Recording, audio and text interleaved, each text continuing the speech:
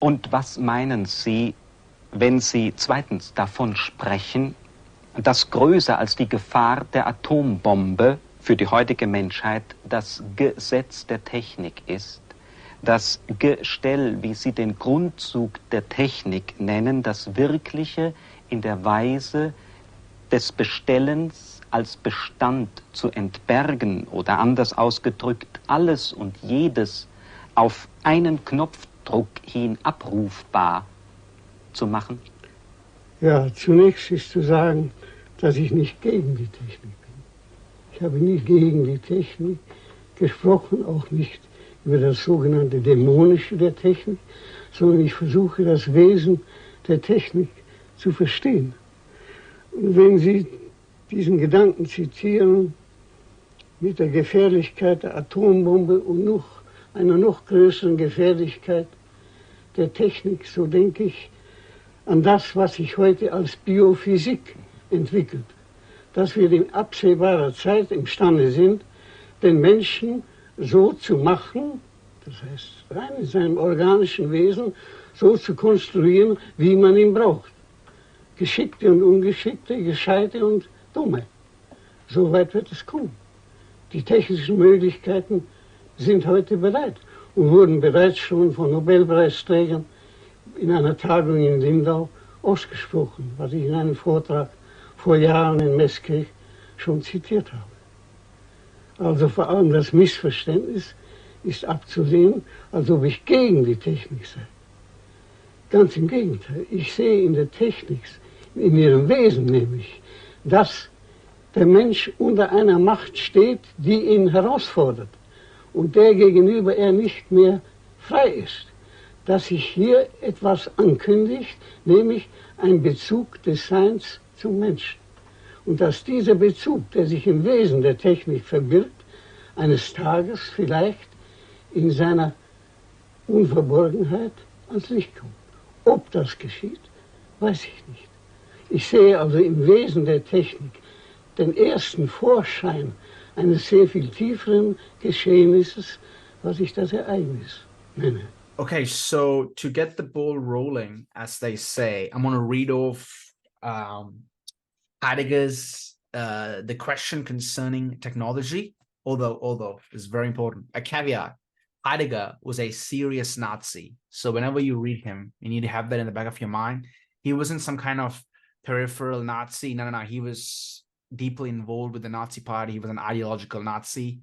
And, I even read this good analysis of Heidegger that in many ways he was a metaphysical anti-Semite, not just the run-of-the-mill anti-Semite in Germany during World War II. He was a legit anti-Semite. So he was a Nazi. So whenever we read him, we need to keep that in mind.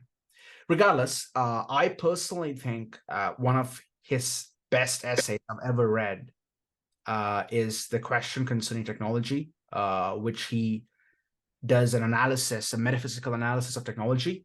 So I'm going to read really two tiny excerpts from that essay, and then we'll go from there. So here's what he says. Everywhere we remain unfree and chained to technology, whether we passionately affirm or deny it, but we are delivered over to it in the worst possible way when we regard it as something neutral. So that's a really important point. For this conception of it, to which today we are particularly like to pay homage, make us utterly blind to the essence of technology. This is essentially in the second paragraph of the essay. So he starts off the essay like that. And then this is the important bit, for me at least, which I thought was really perspicacious. He says here, we're questioning concerning technology, and we have arrived now at aletheia, which is a Greek term, which means, well, it translates to at revealing. What has the essence of technology to do with revealing? The answer, everything. For every bringing forth is grounded in revealing. Bringing forth indeed gathers within itself the four modes of occasioning, causality, and the rules them throughout. So the four modes he discusses this in his essay. We don't have to get to that, but the important bit is about revealing. within its domain belong. Well, wait, what's that? He writes in such a weird way, man. It's so hard to read Heidegger. Within its domain belong and means as well as instrumentality. Okay, I don't know what the sentence means. Ignore that. Instrumentality is considered to be the fundamental characteristic of technology. If we inquire step by step what technology represented as means actually is, then we shall arrive at revealing. The possibility of all productive manufacturing lies in revealing. And now, this is perhaps the most important little excerpt. Technology is therefore no mere means. Technology is a way of revealing. If we give heed to this, then another whole realm for the essence of technology will open itself up to us. It is in the realm of revealing, i.e. of truth. So after reading this a couple of times, my first insight and the way I connected this to kind of techno-optimism and tech bros of our time is I feel like a lot of us, at least tacitly, view technology as a means to an end, right? A lot of tech bros think of it as some kind of, as Heidegger says, instrumentality. It's a way to get things done, purely pragmatic, utilitarian kind of way of viewing. However, actually I have some notes here which I took down.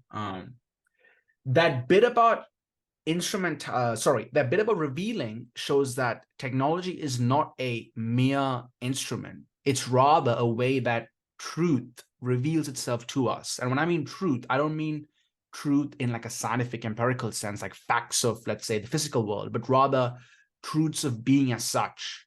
So the brilliant insight Heidegger had in the 20th century, which I think revolutionized philosophy afterwards, at least so-called continental philosophy, is that he showed that, truth isn't something that just kind of prima facie just presents itself to us. It's always something that's revealed through us, a subject, or as he calls it, a Dasein. And then he used that kind of concept that truth is always something that's filtered through a framework, or framework again reduces it to some kind of like algorithm. It's not in that sense. Rather, it's through a mode of being, through an orientation, let's say. He extrapolated that idea to every other parts of being. So technology, art, obviously history and whatnot. This essay is on technology. So the first thing is, technology is not a means to an end.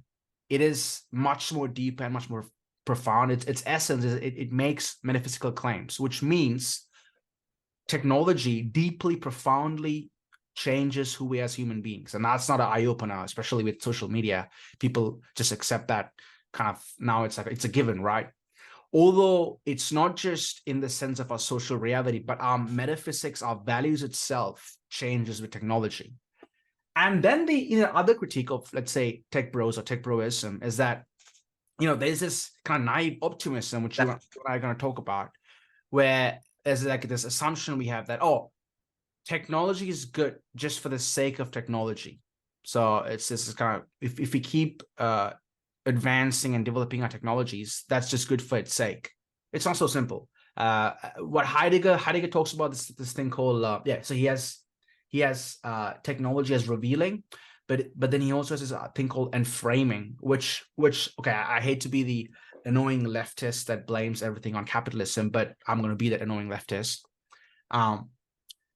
Enframing is, we start viewing other human beings also as technical objects, as resources to be exploited.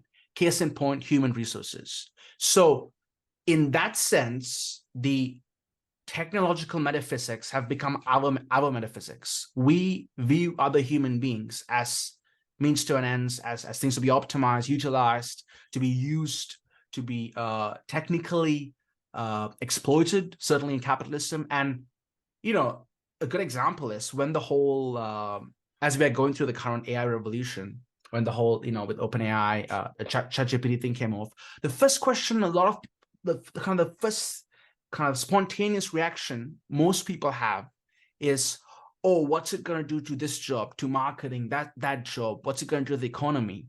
But rarely did we ask, what is it going to do to the human subject as such?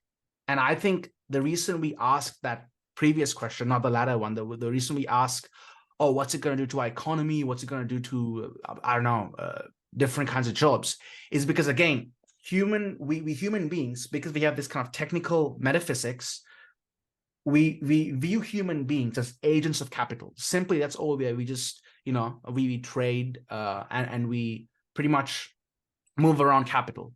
So the most important thing isn't the human being, but what the human being is used for. And that's my critique of tech bros who kind of, they have this kind of like massive optimism where, oh, technology will liberate us. It's typical, Tower of Babel from the Bible, right? Typically, it'll liberate us. It'll be our saving grace, and it's good just for its sake.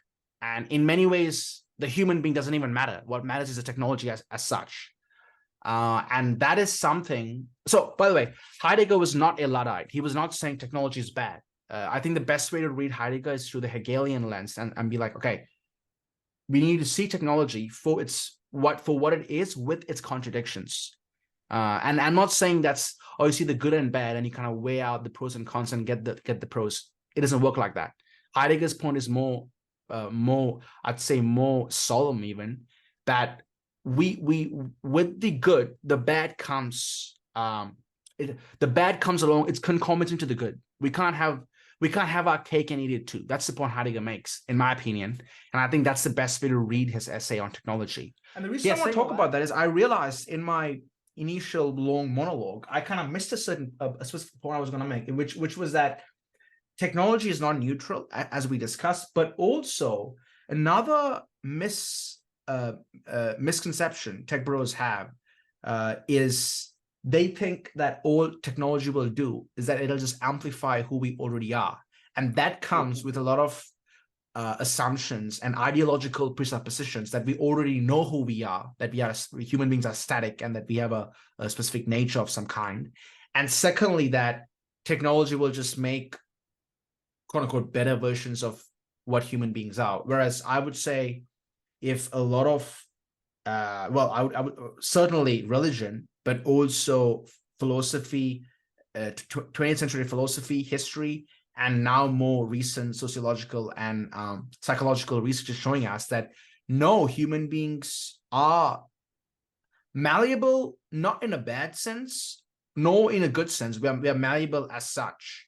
And therefore, it's a mistake to assume that the human subject, even at an individual level, we can amplify who we are. That doesn't happen. Our social environment deeply affects us.